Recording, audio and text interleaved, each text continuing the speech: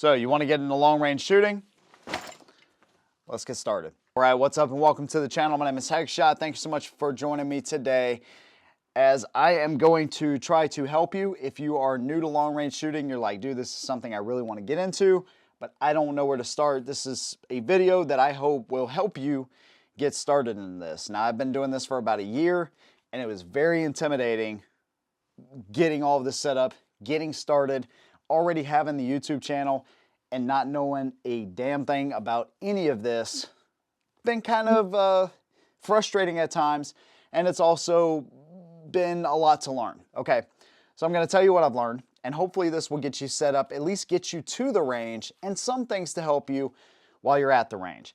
Now, I have to thank Codwell, because they have helped me start this journey and continue to help me as I'm doing this, dude. They've been a huge supporter of the channel, brought me a ton of different products to try out and things to use, and like I said, just get me started in this, because there is so much. Now, the first thing I'll tell you right off the rip is get yourself a new range bag or a bigger range bag, because you're gonna have a lot more equipment to take with you.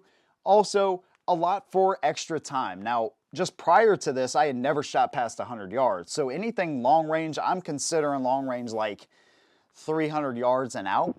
I had never done anything past 100 until like a year and a half ago. All right, so that gives you some idea of, you know, all of the things I've tried to learn here in 1 year. A lot for extra time, because it's not just taking a pistol out with iron sights or even an iron sighted rifle.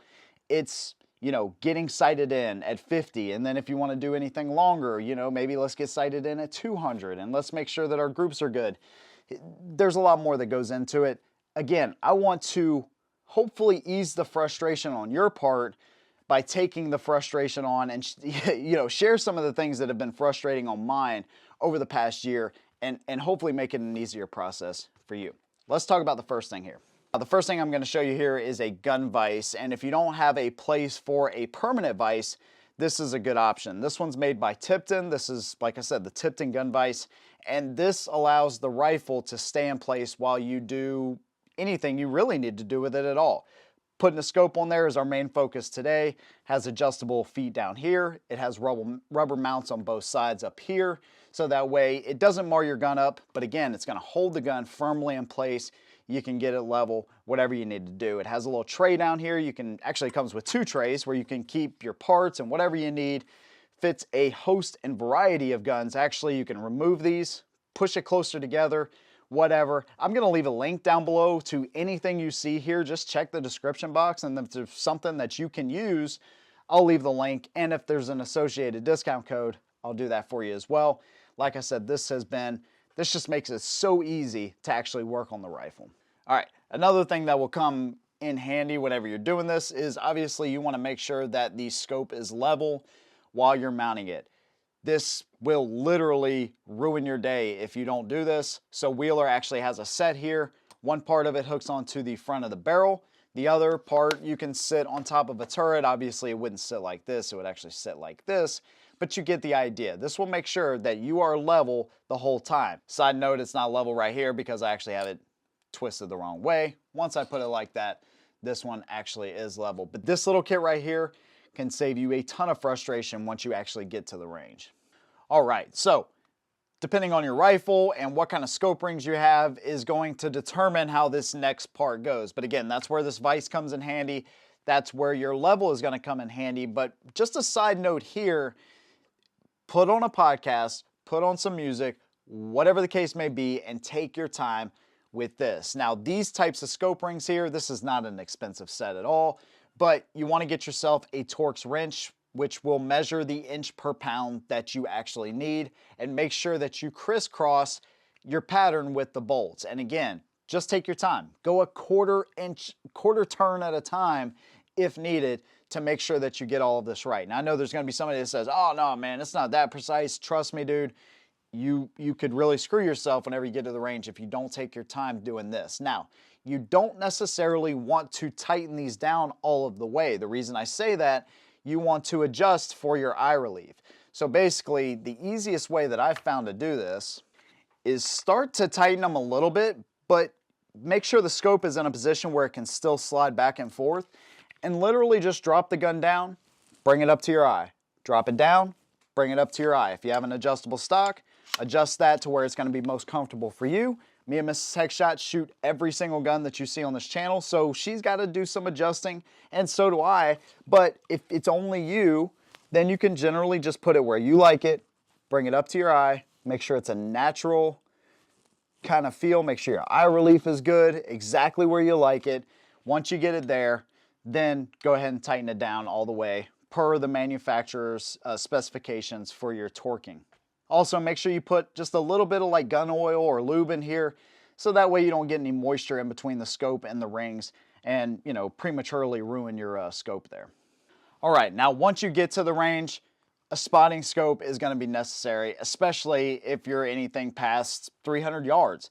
You want to be able to see what you're hitting at. Also, you want to be able to make sure that you're on paper, on target, make sure that you're sighted in, and this is going to be the easiest way. This one is a Diamondback HD. It's a 16 to 48 by 65.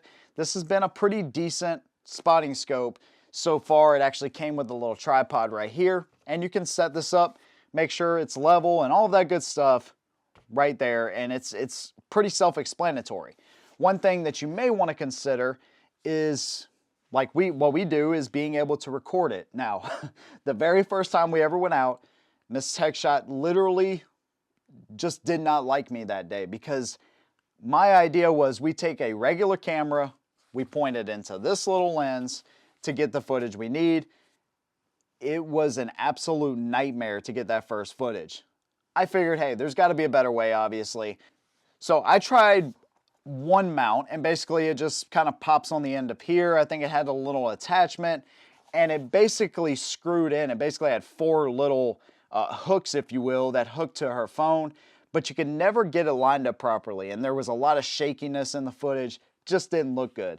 So I started doing some more research and found these. These are called phone scopes, and you basically put the model of phone that you have in. It fits exactly like a phone case, slides right over the eyepiece right here, and this has been an absolute dream to use.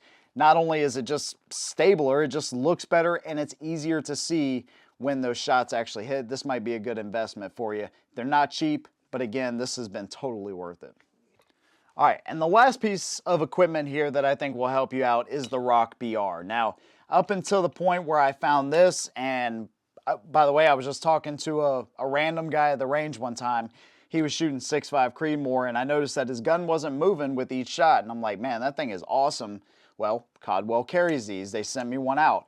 Up until this point, though, I was using the Hydro Sled a lot and the Stinger, both of which I think are fine options, but when you're shooting with most guns that I've found, like a 308, 8mm Mauser, where there's a good amount of recoil, it tends to move those things. And as you're trying to get shots on target, one of the things that sucks is when your gun's moving all around. This thing right here, it has 3 legs with little spikes on it.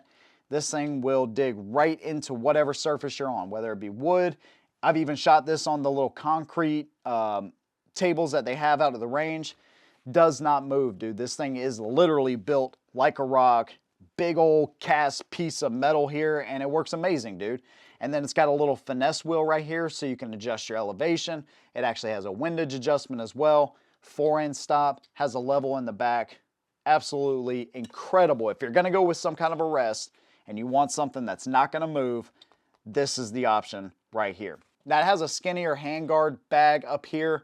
Really good for like a Mosin Nagant or a Kar 98 or a bolt action rifle. Even the AR that I have right here, or a skinnier type of handguard, it works really good. If you have something a little bit wider, it actually comes with a custom bag that you can fill with your own sand or whatever, and be able to replace this bag with. This right here has been incredible. Now for a bag for the rear, again, Codwell sent this one to us, and I don't really use this 4-inch stop a whole lot, or haven't up until this point. But basically this creates a nice little sturdy platform in the rear. So you just have to worry about the shooting, and that's what's most important. Like I said, hopefully this video will help to get you set up in long range shooting. There's a lot that goes into this.